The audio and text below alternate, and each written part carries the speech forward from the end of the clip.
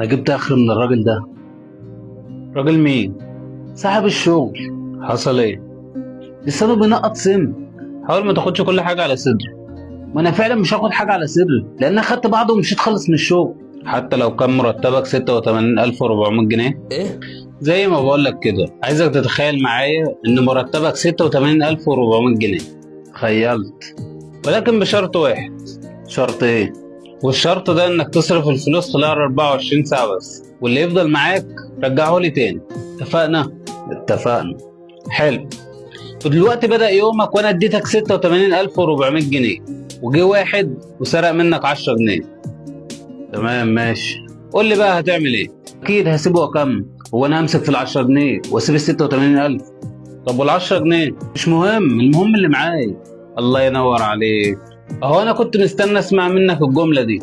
اهو اليوم بتاعنا فيه 24 ساعة، وال 24 ساعة دول فيهم 86400 ثانية، ويجي واحد يضايقك بكلمة واحدة ما تاخدش 10 ثواني منه وهو بيقولها، وتفكيرك في ال10 ثواني دول قادرين ان هم يضيعوا عليك 86390 ثانية اللي باقيين. لو حد سرق منك 10 ثواني سامحه وسيبه وخليك في بقية اليوم زي ما انت عملت. سبت الراجل اللي سرق منك 10 جنيه واكتفيت باللي معاك.